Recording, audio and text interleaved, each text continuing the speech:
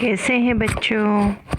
आज हम कक्षा 6 पाठ 2 हिंदी अनूठे इंसान उसके बारे में पढ़ेंगे। ऊपर QR कोड दिया गया है, अगर आप चाहें तो QR कोड स्कैन करके ज़्यादा जानकारी प्राप्त कर सकते हैं। आज हम अनूठे इंसान यानी कि विशिष्ट, दूसरों से अलग ऐसे इंसानों के बारे में, उनके बचपन के जो अति महत्वपूर्ण प्रसंग हैं उसके बारे में जानेंगे, जिससे हमें भी अपने जीवन में आगे बढ़ने की और भलाई और अच्छे काम करने की प्रेरणा मिले। तो आप सब तैयार हैं ना बच्चों। इस इकाई में 2 प्रसंग हैं। प्रथम प्रसंग फ्रांस के महान शासक नेपोलियन बोनापार्ट के बचपन पर आधारित है, जो हमें सत्य एवं प्रामाणिकता की राह पर चलने की प्रेरणा देता है। जबकि दूसरे प्रसंग में केरल की देशभक्त लड़की कौमुदी के सच्चे दान का निरूपण है। ऐसा था नेपोलियन जब छोटा लड़का था तभी से ही सत्यवादी था। तो नेपोलियन का नाम तो हम सभी ने सुना है बच्चों, सुना है ना। जैसे हमारा भारत एक महान देश है, वैसे विश्व में फ्रांस नाम का भी एक महान देश है और उसका एक महान राजा, जैसे हमारे देश में सम्राट अशोक नाम के महान राजा हो गए हैं, वैसे फ्रांस देश में नेपोलियन बोनापार्ट नाम के एक महान राजा राज्य करते थे। तो उसके बचपन का यह प्रसंग आज हम पढ़ेंगे, ताकि हमें भी पता चले कि जो व्यक्ति महान होते हैं, उनमें अच्छे अच्छे गुण होते हैं, वो कहीं रातों रात नहीं होते, पर बल्कि उनके बचपन से ही उनके अंदर सच्चाई, प्रामाणिकता, ऐसे गुण, दूसरों की मदद करने की भावना, ऐसे गुण उनके बचपन से ही उनमें आरोपित होते हैं, ताकि वो बड़े होकर महान बन सकें। तो हम नेपोलियन के जीवन का आज एक प्रसंग पढ़ेंगे। नेपोलियन जब एक छोटा लड़का था तभी से ही वह सत्यवादी था। एक दिन वह अपनी बहन इलाइजा के साथ आँख मिचौनी खेल रहा था। इलाइजा छिपी थी और नेपोलियन उसे ढूंढने के लिए इधर उधर दौड़ रहा था। अचानक वह एक लड़की से जा टकराया। लड़की अमरूद बेचने के लिए जा रही थी। नेपोलियन के टकराने से उसकी टोकरी नीचे गिर पड़ी। कीचड़ होने के कारण उसके सारे अमरूद खराब हो गए। वह रोती हुई कहने लगी, अब माँ को मैं क्या जवाब दूंगी। देखा बच्चों, नेपोलियन और उनकी बहन इलाइजा, हम चित्र में देख सकते हैं कि वो दोनों आँख मिचौनी खेल रहे थे और गलती से नेपोलियन इधर उधर दौड़ने की वजह से एक अमरूद की टोकरी बेचने के लिए जा रही लड़की से जा टकराए और वो लड़की के सारे अमरूद गिर गए और ख़राब हो गए।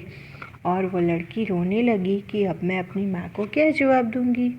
अमरूद बेचने की जगह मैंने तो गिरा दिए, ऊपर से नुकसान कर दिया, तो अब मेरी माँ मुझे डांटेगी। इलाइजा कहने लगी, चलो भैया यहाँ से भाग चले। नहीं बहन, हमारे कारण ही तो उसकी हानि हुई है। यह कहकर नेपोलियन ने जेब में रखे 3 छोटे सिक्के उस लड़की को देकर कहा, बहन मेरे पास ये 3 ही सिक्के हैं, तुम इन्हें ले लो। अब ऐसी घटना हुई, गलती से नेपोलियन से उस लड़की के अमरूद गिर गए, उसका गलती से नेपोलियन से उस लड़की का नुकसान हो गया।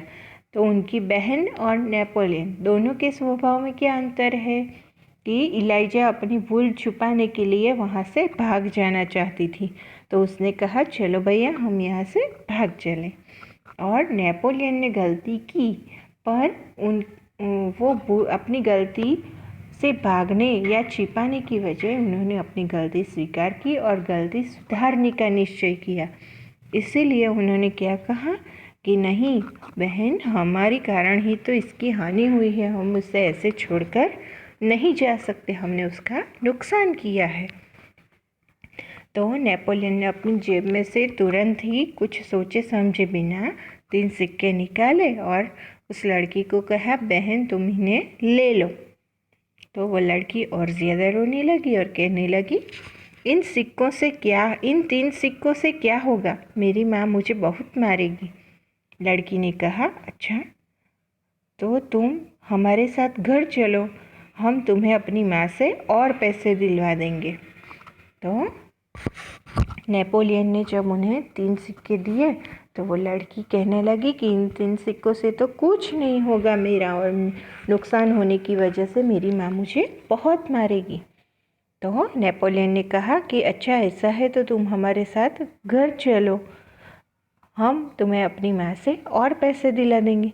नेपोलियन की जगह शायद कोई और होता तो इलाइजा की तरह भाग जाता, अपनी गलती से मुंह फेर लेता, छिप जाता कहीं दूसरों का नुकसान करके। पर नेपोलियन ऐसे नहीं भागे और उन्होंने अपनी गलती सुधारने के लिए उन लड़की को 3 सिक्के देने चाहे।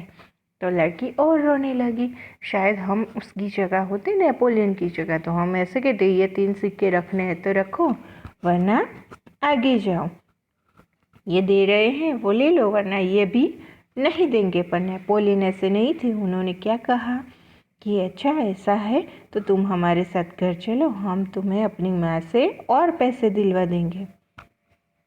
इस पर इलाइजा ने नेपोलियन से कहा, भैया इसे घर ले चले गए तो माँ नाराज़ होगी। नेपोलियन नहीं माना, वह उस लड़की को अपने साथ घर ले गया। माँ को घटना की जानकारी देकर वह बोला, माँ आप मुझे जो जेब खर्च देती हैं उसमें से इस लड़की को पैसे दे दीजिए। ठीक है, मैं तुम्हारी सच्चाई से खुश हूँ, मगर याद रखना अब तुम्हें 1 महीने तक जेब खर्ची के लिए कुछ भी नहीं मिलेगा। माँ ने कहा, ठीक है माँ। नेपोलियन ने हंसते हुए कहा, देखा बच्चों, नेपोलियन ने कैसे उस लड़की का नुकसान मिटाने के लिए या उसका नुकसान भरपाई करने के लिए उसे घर ले गए और अपनी माँ से पैसे दिलवा दिए। तो माँ ने भी सामने शर्त रखी कि अगर तुम इस लड़की को मदद करना चाहते हो तो ये तो बहुत ही अच्छी बात है। नेपोलियन की गलती स्वीकारने की वजह से उसकी माँ उनकी सच्चाई से बहुत प्रभावित हुई और उन्हें अच्छा लगा, पर उन्होंने साथ में शर्त भी रखी कि अगर नेपोलियन इस लड़की का नुकसान भरपाई करने के लिए और पैसे चुकाते हैं तो उन्हें पूरे महीने के लिए जेब खर्ची के लिए जो पैसे दिए जाते हैं वो नहीं देंगे। माँ ने कहा, ठीक है माँ। नेपोलियन ने हंसते हुए कहा। माँ ने उस लड़की को 2 बड़े सिक्के दिए। वह खुशी खुशी घर पर लौट गई। नेपोलियन को धक्का देने की सज़ा तो मिली, परंतु सत्य के पथ पर चलने के कारण उसे यह सज़ा भुगतने में आनंद आया।